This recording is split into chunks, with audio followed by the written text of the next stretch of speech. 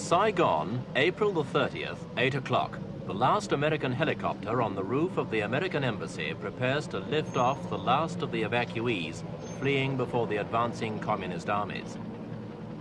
This scene, in fact every scene in this report, was filmed by a UPITN camera team who chose to remain behind in the beleaguered capital to record the final victory of the Viet Cong and North Vietnamese in South Vietnam. The American airlift only took a fraction of those who wanted to leave, and for hours after the last departure, scores of people still crowded onto the embassy roof in the vain hope of rescue. One of them was an American employer who tried to get all his staff out. I had one select man that should definitely have left. I was waiting for him. He's sitting up here now, and here we are. How do you rate the chances? Negligible now. Do you think the last ones have gone? I think they're all gone. I think these people up here are committing suicide staying up here, but what can you do?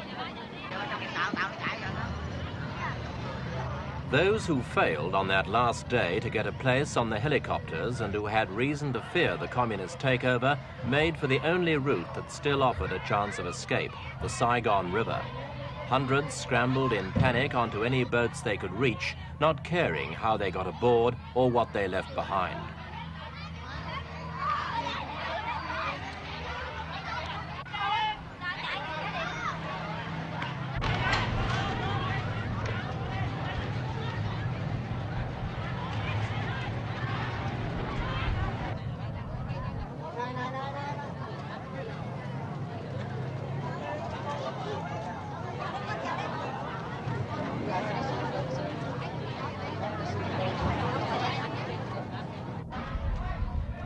For all of these people, it was in fact a voyage in vain. The communists had already captured the port of Vung Tau at the mouth of the river.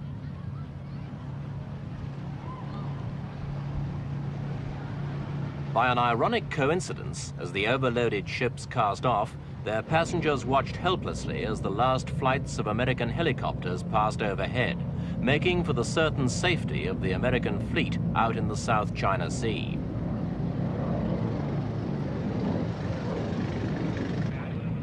Back in the city, normal patterns of behavior broke down. In a climate of every man for himself, American homes, offices, and stores were looted of everything. The American embassy was ransacked in a matter of hours, despite a government warning that looters would be shot on sight. What wasn't worth taking was simply junked on the streets.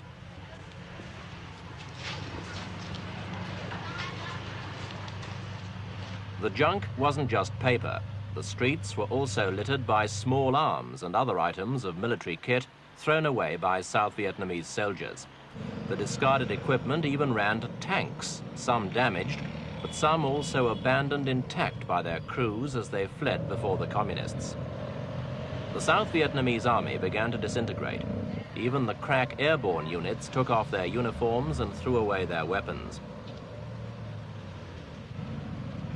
From the presidential palace, General Minh ordered all troops to cease fighting, a decision that pleased at least one paratrooper we spoke to. I'm very happy that General Minh come, see?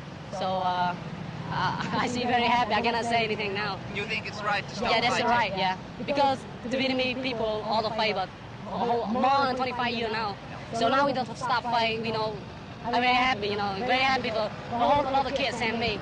All the people of the Vietnamese army. What are you going to do yourself now? Right now, if the peace, if I don't have the job, I can take care of one taxis, I can ride around, make the money every day for my wife and my baby. Everybody happy. Don't want to fight anymore. Not everyone saw defeat so optimistically.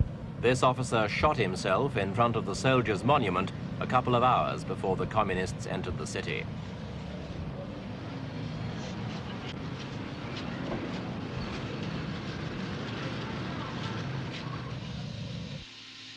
And then, shortly after midday, came the climax of 30 years of fighting. The first North Vietnamese troops entered the city, packed into trucks that flew the red and blue flag of the Communist Provisional Revolutionary Government, the PRG.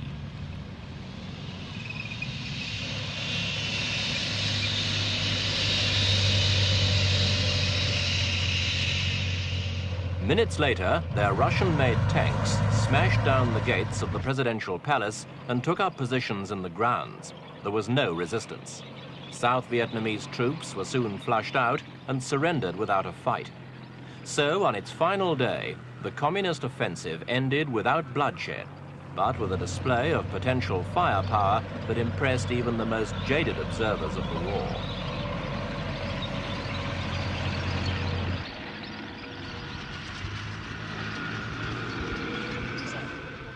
The new masters in Saigon, or Ho Chi Minh City as they called it, were clearly delighted. It had been a very disciplined arrival, the result of careful and detailed planning in which every unit knew precisely where to go and what to do. And it had all gone without a hitch.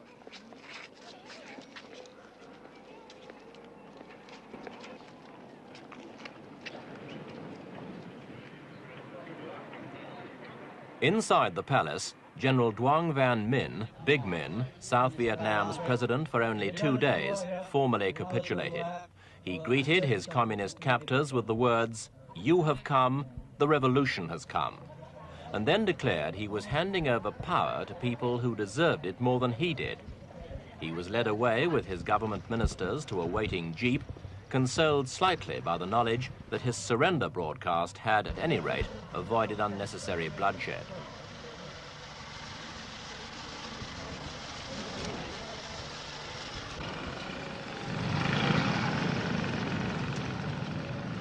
For the rest of the day, North Vietnamese and Viet Cong troops marched steadily into Saigon.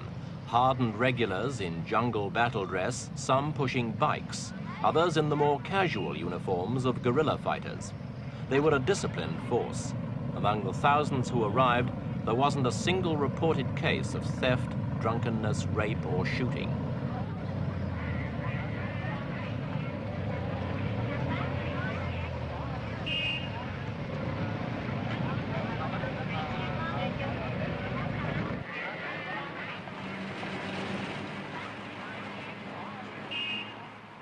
People who hours earlier had feared for their lives now turned out on the streets to cheer and welcome. The sense of relief in Saigon was almost tangible.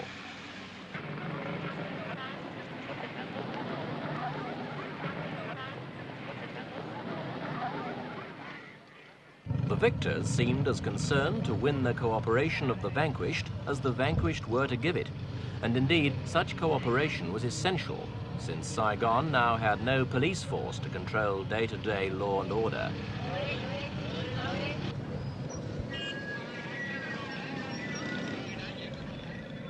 The relaxing of tension made for an almost holiday atmosphere as the celebrations of victory got underway.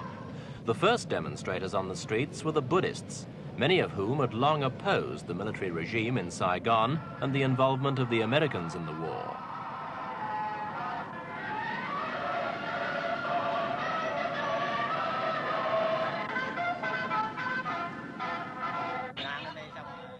Other groups soon followed, and the city returned almost to normal within 48 hours. The new rulers issued warnings that looters would be shot, and the lawlessness of the last days of South Vietnam ceased immediately.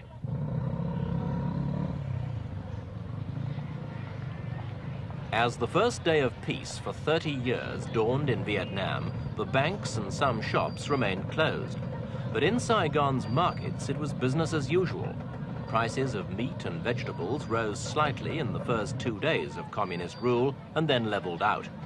And the city's black markets continued to flourish. There were, of course, some changes. In the main market, traders were quick to peddle a new line in flags.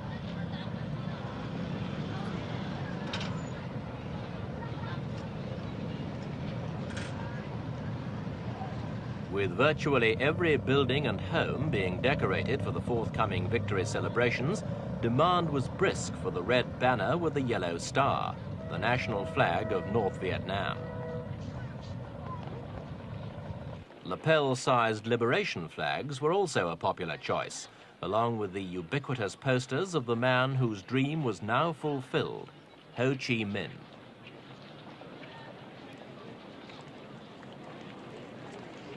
Though there were few immediate supply problems, the long-term future is not so secure. Saigon may, for example, become a city of bicycles like Hanoi and Peking. Petrol is scarce and costs the equivalent of up to $10 a gallon on the black market. Since nearly all South Vietnam's needs were previously met and paid for by the Americans, fuel is certain to become even more scarce and expensive, and it can't be long before most of Saigon's Hondas are driven off the streets.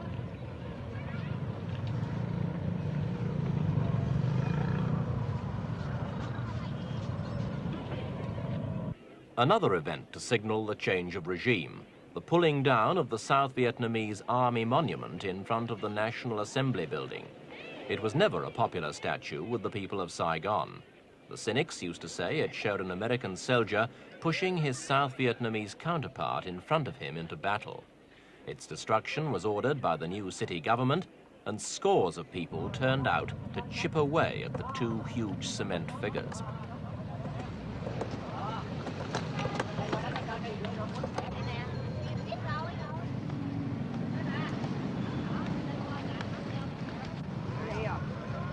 After a couple of hours' frantic work, the monument was toppled amidst great jubilation.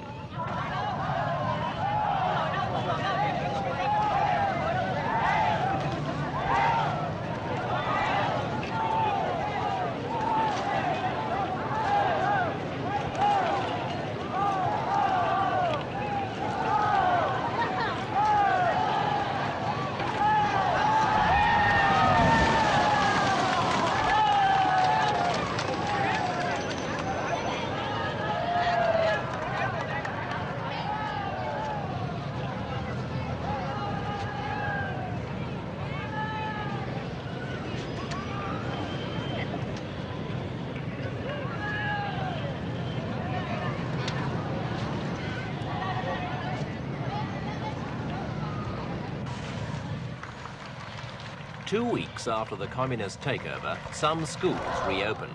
At this one, a black uniformed communist cadre began the first course in what's officially called re-education. Crowded round her were the students who would later reenact the liberation of the South in what's become the traditional communist propaganda play, the Americans and their evil reactionary allies against the People's Revolutionary Forces.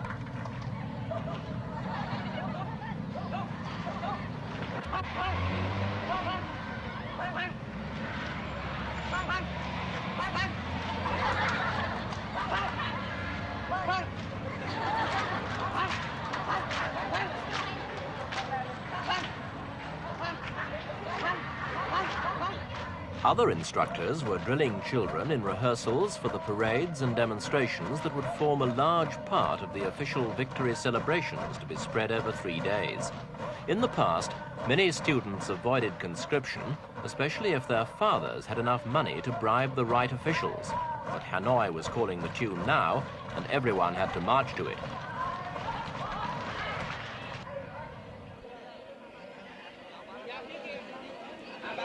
The first appearance of the new authorities came a week after the military takeover. From the balcony of the presidential palace, members of Saigon's Military Management Committee addressed a mass rally of troops assembled to celebrate not only their own recent victory, but also the 21st anniversary of the defeat of the French at Dien Bien Phu. About 30,000 people turned out to watch.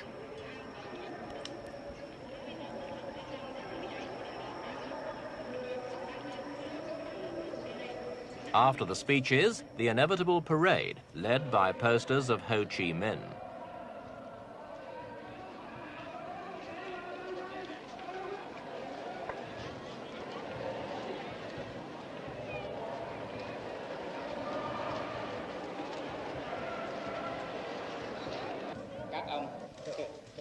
The next day, foreign journalists had the opportunity of getting to know Saigon's new leaders better when the committee's chairman, General Tran Van Tra, held a press conference.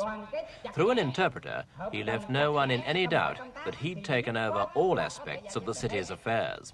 Closely united in their task, the revolutionary administration of the city will, together with the people, settle all problems and wipe out all difficulties.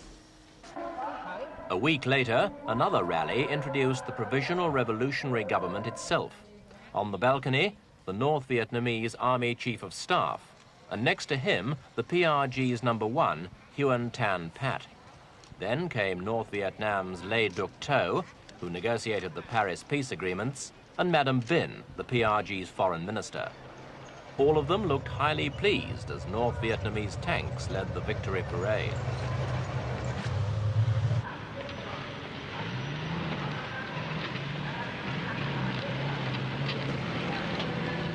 A whole division of troops took part, 10,000 men. But as North Vietnam always maintained it had no troops in the south, every soldier in the parade wore the badge of the PRG.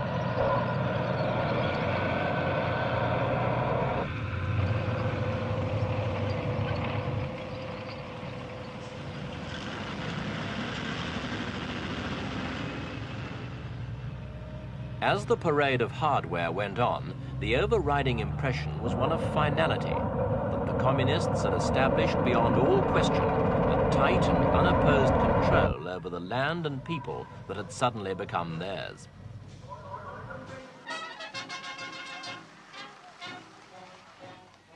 Without the huge American investment that supported its economy, South Vietnam will need the help of all its people to make the inevitable transition to a socialist system. And though the conquerors will brook no political opposition, they will probably hope for genuine cooperation as they move away from the art of war and towards the less spectacular but more complex art of government.